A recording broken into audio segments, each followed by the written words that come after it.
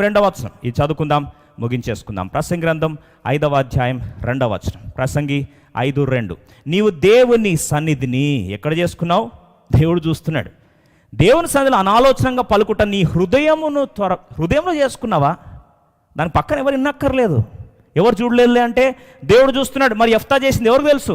మిస్పా ప్రాంతానికి వెళ్ళి ఏం మాట్లాడాడో ఎవరికి తెలియదండి. అని అనొచ్చు కదా, నేను ఎవరికి చెప్పలేదు, నా పక్కన ఎవరికి చెప్పలేదు, సైన్యాధిపతులకు చెప్పలేదు, కనీసం సైన్యం చెప్పలేదు, నాతో పాటున్న అల్లరి ముక్కకు చెప్పలేదు. నేను మనసులో అనుకున్నాను కదా, చెప్పకపోతే పర్లేదు అనుకోలేదు. నేను మాట ఇచ్చాను, వెనుక తీసుకో, దట్స్ ఆల్. ఈరోజు ప్రేమిత్రమా, వెనుక తీస్తున్నావా? ఈరోజు ముగించక మునుపు ప్రశ్న అడుగుతున్నాను. ఈయన చేసిన తీర్మానము ఒక్కసారి ఆలోచించండి. మళ్ళొక్కసారి 30వ వచనం చదువుకుందాం. 5 సాకులను జయించి ఆఖరిగా 30వ వచనం అందరం కలిసి చదువుదాం. ఏంటి ఈ తీర్మానం? చాలామందికి ఉన్న సందేహం, కూతురుని తీసుకెళ్ళి చంపేశాడా, దహన బలి అర్పించాడా, అసలు ఏమి అర్పణ కోరుకున్నాడు? రండి చదువుదాం, 31వ వచనం అందరం కలిసి చదువుదాం. నేను అమ్మోనీయుల వద్ద నుండి క్షేమంగా తిరిగి వచ్చినప్పుడు నన్ను ఎదుర్కొనుటకు నా ఇంటి ద్వారము నుండి బయలుదేరి వచ్చినదేదో, మొదటిగా చూడండి, అది యెహోవాకు ప్రతిష్ఠితమగును. ఇంగ్లీష్ బైబిల్ రాస్తుంది, shall surely be the Lord's, అది దేవునికి ఇచ్చేస్తాను. కోల నుంచి చూడండి, మరియు దహన బలిగా దానిని అర్పించదు. దీన్ని 2 రకాలుగా అర్థం తీసుకోవచ్చు. హెబ్రీ భాషలో ఇంగ్లీష్ బైబిల్ చూడండి, that shall surely be the Lord's and అనే పదం ఉంది. I will offer it for a burnt offering, అంటే దేవునికి ప్రతిష్ఠ చేస్తాను, రెండవది దహన బలిగా దానికి అర్పిస్తాను.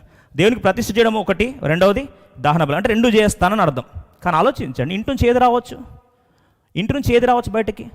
ఒకవేళ ఇంటి నుంచి బయటకు వస్తువు వచ్చింది అనుకోండి, ఇంటి నుంచి బయటకు వచ్చినప్పుడు ప్రతిష్ఠితంగా పక్కింటోళ్ళ వాళ్ళకు బిడ్డ వస్తే how can you do that? కానీ చూడండి, ఇది ఎప్పుడైతే ఆత్మవర్షంలో చేసుకున్నాడో దేవుడు ఎవరిని పంపించాడు? కూతుర్నే పంపించాడు. అయితే హెబ్రీ భాష ప్రకారం వా అనే అర్థం వస్తుంది, అంటే దాన్ని ఇంకొక మాటలు చూసినట్లయితే అండ్ అని అర్థం వస్తుంది. అయితే ఇంకా దాన్ని లోతుకెళ్ళి మనం పరిశీలించడానికి చూసినట్లయితే ఒకవేళ అది 2 అర్థాలుగా మనము దాన్ని తీసుకోవచ్చు. చూడండి, మొదటిగా యెహోవాకు ప్రతిష్ఠితమగును. ఇంకో మాటలో ఒకవేళ మనిషి జీవంతో ఉన్న కుమారుడో లేదా జీవంతో ఉన్న వ్యక్తి అయితే అది దేవునికి ప్రతిష్ఠ చేస్తాను. నిర్జీవమైందైతే, లైక్ ఫర్ ఎగ్జాంపుల్ మనిషి కాకుండా జంతువో పెంచుకున్న ఏదైనా పశువో ఏదైనా వస్తే దాన్ని ఏం చేస్తాను? దహన బలిగా ఇస్తాను. So it could be anything. అయితే ఇంతకీ కూతుర్ని దహన బలిగా అర్పించాడా లేదా ఏం అర్పించాడు? What is that? దేవునికి ప్రతిష్ఠ చేస్తే ఏం చేసినట్టు? అంటే ప్రతిష్ఠ అంటే అర్థం ఏంటి? ప్రతిష్ఠ చేసినంటే ఏం చేసినట్లు? మనం కొద్దిగా వాక్యాన్ని లోతుగా చూస్తే ఇక్కడ కొన్ని కారణాలు మనం చూడవచ్చు. అది దహన బలి కాదు అని చెప్పడానికి 4 కారణాలు ఉన్నాయి. There are 4 reasons why it is not burnt offering. మొదటి కారణం ఏంటంటే లేవి కాండం 18:21, అలాగే ద్వితీయోపదేశ కాండం 12:31 ప్రకారము దేవుడు మనుషులను అగ్నిలో ప్రవేశించడం కానీ దహన బలిగా అర్పించడం కానీ మనిషిని దేవుడు ఒప్పుకోడు. God will never ask a burnt offering as human being as burnt offering. దేవుడు అడగాడు. మీరు అనొచ్చు ఇస్సాకుని అడిగాడు కదా అంటే ఆపేశాడు. ధర్మశాస్త్రం ప్రకారం లేవి 18:21 ప్రకారము ఎప్పుడు కూడా దేవుడు మనిషిని అగ్నిలో ప్రవేశించడం కానీ దహన బలిగా అర్పించడం కానీ ఒప్పుకోడు. రెండవది ఒకవేళ యెఫ్తా ఒప్పుకోవడానికి తీసుకెళ్ళి అనుమతించడానికి అనుమతిస్తే గమనించండి, ప్రజలు ఒప్పుకోరు. మీరు తెలుసా ఎలా? సౌలు విజయం ఇయ్యక ముందు శపథం చేసుకున్నాడు. ఇప్పుడు సౌలు కుమారుడు యోనాతాను ఏం చేశాడు? పోయి తేనెను తినేశాడు, నాకేసరికి ఆ తేనె తిన్న వెంటనే అందరూ ఇప్పుడు ఈ సౌలు యోనాతాన్ని చావాలని అంటే ప్రజలందరూ ఏం చేశారండి? అడ్డుపడి ఆయన గెలిపించాడు మమ్మల్ని, ఆయన గెలిపిస్తేనే ఆయన చావు కోరుతావు అని చెప్పి ప్రజలు అడ్డుపడ్డారు. మరి ఇప్పుడు ఆలోచించండి, యెఫ్తా కుమార్తెను ఇస్తా ఉంటే ప్రజలు అడ్డుపడరా? 2 నెలల టైం తీసుకుంది. రండి బైబిల్ రాస్తుంది, she has almost given 2 months of time. ఆ 2 నెలల కాల వ్యవధిలో ఒక్కసారి ఆలోచిస్తే 37, 39 వచనాలు మనం చూస్తే 38 వచనం చూడండి. అతడు పొమ్మని చెప్పి 2 నెలల వరకు ఆమెను పోనిచ్చారు. 2 నెలల టైంలో మరి ప్రజలు ఒప్పుకోరా? ప్రజలు ఒప్పుకుంటారా? ఒప్పుకునే ప్రసక్తే లేదు. ఇది 2వ కారణం. 3వ కారణం చూస్తే షిలోహులో అర్పించాలి దహన బలి. జంతువులు తీసుకెళ్ళి వారి సమర్పణ షిలోహులో ఇవ్వాలి. షిలోహులో అర్పించడానికి ముందుకు పోతే ఏ యాజకుడు కూడా ధర్మశాస్త్రకు భిన్నంగా ఒప్పుకోడు, నరబలిని ఒప్పుకోడు. Therefore it is impossible. ఆఖరిగా చూస్తాం, ఒకవేళ అనుకుందాం దహన బలిగా అర్పించడానికి కొరకు 4వ కారణమే చూస్తే బైబిల్లో లేవి కాండం 27 అధ్యాయము 1 నుండి 8 వచనాల వరకు చూస్తే రిడెంప్షన్ ప్రైస్ అని ఉంది. అంటే ఇంకో మాటలో ఈ విమోచన క్రయధనము అని ఉంది. ఆ డబ్బు చెల్లిస్తే దాని నుంచి మినహాయిస్తారు. మరి విమోచన క్రయధనం చెల్లించడానికి యెఫ్తా పేదోడా? కానే కాదు. ఎందుకు కాదు? ధనవంతుడు, గెలిచాడు, న్యాయాధిపతి, డబ్బు చాలా ఉంది. విమోచన క్రయధనం చెల్లించిన పెద్ద కథ ఏమీ కాదు. కాబట్టి వీటన్నిటిని దృష్ట్యా దహన బలి కాదు అని మనము నిర్ధారణకు రావచ్చు. ఈ మరి దహన బలి కానప్పుడు ఏమి ఇచ్చినట్లు? దేవునికి ప్రతిష్ఠితంగా అర్పించేశాడు. అంటే నాజీరులాగా దేవునికి అప్పగించేశాడు. మరి కుమార్తెను అప్పగిస్తే ఏంటి తన పరిస్థితి? నిర్గమకాండము 38వ అధ్యాయం 8వ వచనం కానీ, 1 సమూయేలు 2వ అధ్యాయము 22వ వచనం కానీ ఒక్కసారి దేవునికి అర్పించేస్తే ఆ యొక్క ప్రత్యక్ష గుడారంలో వారు జీవిత కాలము కన్యగా ఉండిపోయి వివాహము చేసుకోకుండా దేవునికి నాజీరుగా దేవుని సేవలో కొనసాగాలి. ఇంకో మాటలో she can never have the pleasure of marriage, వివాహం చేసుకోకూడదు. రెండవది, పిల్లల్ని కనడానికి వీల్లేదు. తన వంశ పారంపరత్వాన్ని కొనసాగించడానికి చిరస్థాయిగా తను ఎప్పుడు కూడా నోచుకోలేని పరిస్థితి.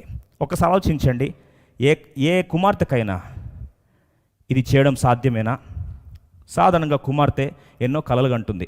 నేను ఎవరిని పెళ్లి చేసుకోవాలి, ముందే న్యాయాధిపతి కుమార్తెగా నేను ఎవరిని పెళ్లి చేసుకోవాలి, నా భవిష్యత్తు ఎలా ఉండాలి, నేను ఎవరిని పిల్లలు కనాలి, నా పిల్లల్లో నేను మా నాన్నను చూసుకోవాలి, ఖచ్చితంగా మా నాన్న సంతోషం కొరకైనా నా బిడ్డల్ని కనాలి.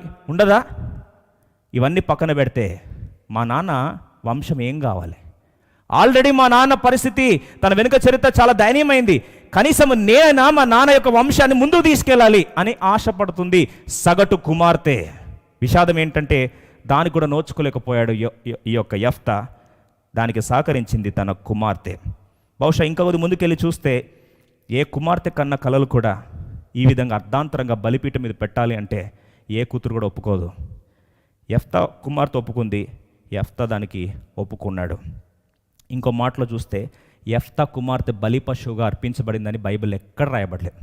యెఫ్తా కుమార్తెని చంపారని కూడా బైబిల్ ఎక్కడ రాయబడలేదు. ఇంకా కొద్ది ముందుకెళ్తే 11వ అధ్యాయం 37వ వచనం చూస్తాం.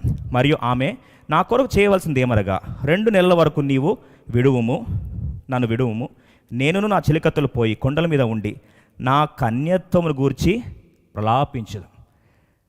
కన్యగా మిగిలిపోవాలి కదా, దీని గురించి నేను ఏడుస్తాను, 2 నెలలు ఏడ్చుకుంటాను.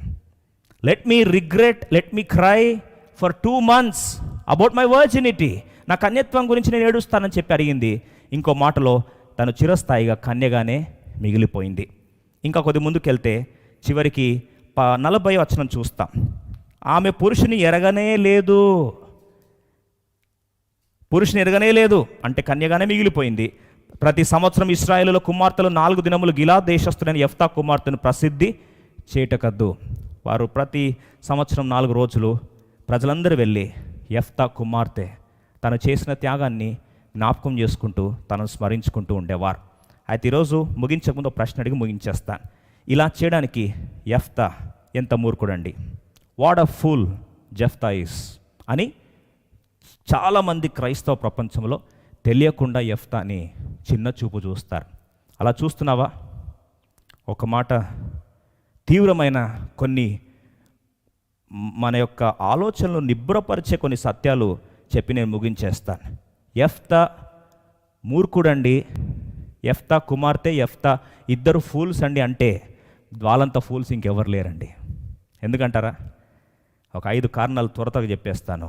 యెఫ్తా చేసిన త్యాగం, యెఫ్తా దేవుని కొరకు నేను మాట ఇచ్చాను, నేను మాట వెనుక తీసుకోలేను. I cannot go back. Abram అన్న మాట నేను మాట వెనుక తీసుకోలేను. దానియేలు అన్న మాట ఒక్కసారి మాట ఇచ్చాను, వెనుక తీసుకోలేను. షడ్రక్ మేషక్ అబేద్నెగో మాట నేను మాట ఇచ్చాను, ఒక్కసారి వెనుకలు తీసుకోలేను. యోసేపు అన్న మాట I cannot take back my word. ఈ తీర్మానాలు చేసిన ఐ కెనాట్ అని చేసుకున్న ఇంకో మాటలో తెగించి ముందు నిలబడిన వారే చరిత్రను స్థాపించిన వారు. ఇంకో మాటలో mad recklessness made them immortal. I repeat this lines. Mad recklessness in the lives of spiritual giants made them immortal. అంటే ఆత్మీయ రోషం, ఆత్మీయ తెగింపు వారిని అమర్త్యులుగా చేసింది. యెఫ్తా కుమార్తె యొక్క ఆత్మీయ తెగింపు చిరస్థాయిగా వారిని అమర్త్యులుగా చేసింది, అంటే మరణం లేకుండా చేసింది. ప్రేమిత్రమా, జాగ్రత్తగా ఆలోచించు. కొందరు పుడతారు, వంశాన్ని కొనసాగించాలని ప్రయత్నిస్తారు, పిల్లల్ని కంటారు, వాళ్ళు పిల్లల్ని కంటారు, వాళ్ళ తర్వాత ఇంకో పిల్లల్ని కంటారు. 3 తర్వాత ముని మనమడో దాని తర్వాత మనమడనో మీ తాత యొక్క తాత పేరు చెప్పంటే నాకు తెలిసి ఎవరైనా చెప్తారా లైవ్లో? I'm asking this question. Can any one of you tell the great grand father's name of your grand father? ఎవరుంటే లైవ్లో కొట్టొచ్చు. మా తాత యొక్క ముత్తాత పేరు నాకు తెలిసి ఎవరికి తెలియదు. తెలుసుంటే ఏదో ఫ్యామిలీ ట్రీ కలుసుకొని చదివి హోంవర్క్ చేసుకుంటా చెప్పిండొచ్చేమో. కానీ యెఫ్తా కుమార్తె తరంలో చాలామంది కుమార్తెలు పెళ్లి చేసుకున్నారు, చాలామంది బిడ్డలుగా అన్నారు, చాలామంది వారి మనుమళ్ళుగా అన్నారు. కానీ ఈరోజు ఎవరి పేరైనా చెప్పగలరా? Can any of you tell the contemporary girls names of Jephthah's daughter? ఇది అడుగుతున్నానండి. యెఫ్తా కుమార్తె సమకాలికులు తన క్లాస్మేట్స్ పేర్లు ఎవరైనా చెప్పగలరా? పోనీ యెఫ్తా సమకాలికుల పేర్లు ఎవరైనా చెప్పగలరా? చెప్పలేరు. అంటే మిగతా వారందరూ మర్త్యులైపోయారు. కానీ ప్రభు కొరకు తెగించి ముందుకు నిలబడిన వారు చరిత్రలో అమర్త్యులుగా మిగిలిపోయారు. Their record is for ever and ever written with golden letters in eternity. ప్రభు కొరకు తీర్మానం చేసుకుని నిలబడిన వారి తీర్మానాలను చరిత్ర ఒకరోజు నిలబడి సలాం కొట్టడం మాత్రమే కాదు, వారి పేర్లు సువర్ణాక్షరాలతో చిరస్థాయిగా రాయబడుతుంది. ఇది వాక్సత్యం. బహుశా నువ్వు అంటున్నావా, యెఫ్తా మూర్ఖుడండి, యెఫ్తా ఫూల్ అండి, యెఫ్తా కుమార్తె ఇంకో పిచ్చిది, వాళ్ళ భార్య ఇంకో పిచ్చిది, పిచ్చి తీర్మానాలు చేసుకొని ఏం సాధించారు అంటున్నావా? తీర్మానాలు చేయకుండా వెనుకలేని వారు ఏం సాధించారు? I'm asking this question. If you have went back from a decision you have made before God, what did you acquire? నువ్వేం సాధించావని? యెఫ్తా అంటాడు, నేనేం సాధించానా? బహుశా నాకు వంశం కొనసాగలేదని బహుశా నాకు ముద్రేయొచ్చు, కానీ నా పేరు వంశం కొనసాగాలని ఎందుకు కోరుకుంటాం? నా పేరు వెళ్ళాలనే కదా, నా ఇంటి పేరు ముందుకు వెళ్ళాలనే కదా. వంశోద్ధారకుడు అంటే నా ఇంటి పేరుని తీసుకెళ్లేవాడే కదా. అది లేకపోవచ్చు, కానీ నా పేరు చిరస్థాయిగా పరిశుద్ధాత్మ దేవుడు గణపరిచి విశ్వాస వీరుల పట్టికలో హెబ్రీలకు 11వ అధ్యాయం 32 వచనంలో నా పేరు రాశాడు. ఇంకేం కావాలి? బైబిల్ ఉన్నంత కాలము నా పేరు ఉంటుంది. బైబిల్ ఎంత కాలం ఉంటుంది? భూమియు ఆకాశము గతించును కానీ దేవుని యొక్క మాట అసలు గతించ. దేవుని వాక్యం నిరంతరము నిలుచును, గడ్డి ఎండిపోవును, కానీ దేవుని వాక్యం ఎండిపోదు. ఇంకో మాటలు చెప్పాలంటే చరిత్ర పుస్తకాలు తగలబడతాయి, చరిత్ర ప్రజలు మర్చిపోతారు, కానీ బైబిల్ ఎంత కాలం ఉంటే యెఫ్తా పేరు అంత కాలం ఉంటుంది. బైబిల్ ఎంత కాలం ధ్యానిస్తే యెఫ్తా కూతురు జ్ఞాపకం చేసుకుంటుంటారు. బైబిల్ ఎంత కాలం ఉంటే యెఫ్తా భార్యను కూడా అంతే కాలం గుర్తు చేసుకుంటారు. ప్రేమిత్రమ ఒక్కసారి ఆలోచించు. దేవుని కొరకు తెగించి ముందుకు వచ్చిన వారు మూర్ఖులు కాదు, వారు అమర్త్యులు. Someone who comes forward to do the ministry of God are not mortals, they are going to be immortals forever. This is the wonderful glory of Jephthah's decision. ఈ రోజు మరొకసారి అడుగుతా ఉన్నాను, దేవునికి తీర్మానం చేసి వెనుక జారిపోతున్నావా? బహుశా ఈరోజు చల్లారిపోతున్నావా? ఈరోజు తీర్మానం చేసి ఒకవేళ చల్లారిపోయినట్లయితే దేవుడు మరొకసారి జ్ఞాపకం చేస్తున్నాడు. అమర్త్యులుగా మిగిలిపోవాలి నీకు ఆశ ఉంటే ఈ గంభీరమైన అవకాశాన్ని దేవుడు నీకు ఇస్తున్నాడు. God is giving you an opportunity once again. చాలామంది పుడతారు, ఏదో సాధించాలని ఆశపడతారు, ఏమీ చెప్పకుండా ఏమీ సాధించకుండా కన్ను మూసి పోతారు. పిల్లలు ఏదో సాధించి ముందుకు తీసుకెళ్తారు అనుకుంటారు, కన్న బిడ్డలు కూడా తల్లిదండ్రుల్ని మర్చిపోతారు. మనమళ్ళు మునిమనమళ్ళు తాతలను గుర్తుపెట్టుకుంటారు అనుకుంటారు, వారు గుర్తుపెట్టుకోవడానికి అసహించుకుంటారు. అటు తర్వాత తరము ఏం చేస్తారు కూడా తెలియకుండా తాతల ముత్తాతల పేరు మర్చిపోయే వైనములో యెఫ్తా తను చేసిన త్యాగం తన కూతురు కన్యగా మిగిలిపోయింది అనుకుంటే చిరస్థాయిగా తన పేరును రాసి పెట్టాడు. ఇంకో మాటలో చెప్పాలంటే వివాహం లేకపోవచ్చు, కానీ పరమతండ్రి వివాహం ఆడిన ఆ ముద్ర చిరస్థాయిగా యెఫ్తా కుమార్తె దేవుని సేవించినట్లు బైబిల్ మనం చూస్తాం. ఇంకొక ముందుకెళ్తే న్యాయాధిపతులు 11వ అధ్యాయం 40వ వచనం చూస్తాం. ప్రతి సంవత్సరం క్రిస్మస్ ఒక పండుగ ఉంటేనే సంవత్సరం అంతా డిసెంబర్ అంతా ఎగ్జైట్ అవుతావు కదా. అమ్మా క్రిస్మస్ వచ్చింది నెల ముందే మనం విష్ చేస్తాం కదా. యెఫ్తా కుమార్తె పండుగ 4 రోజులు ఆచరిస్తారట. రండి చూద్దాం. న్యాయాధిపతులు 11వ అధ్యాయం 40వ వచనం. ఆమె పురుషుని ఎరగలేదు. ప్రతి సంవత్సరమున ఇశ్రాయేలు కుమార్తెలు 4 దినములు గిలాద్ దేశమున యెఫ్తా కుమార్తెను ప్రసిద్ధి చేయుట కాదు. 4 రోజులు ఎక్కడ చూసినా యెఫ్తా కుమార్తె పేరే. యెఫ్తా కుమార్తె ఏంటి జపం చేస్తున్నారు ప్రజలందరూ.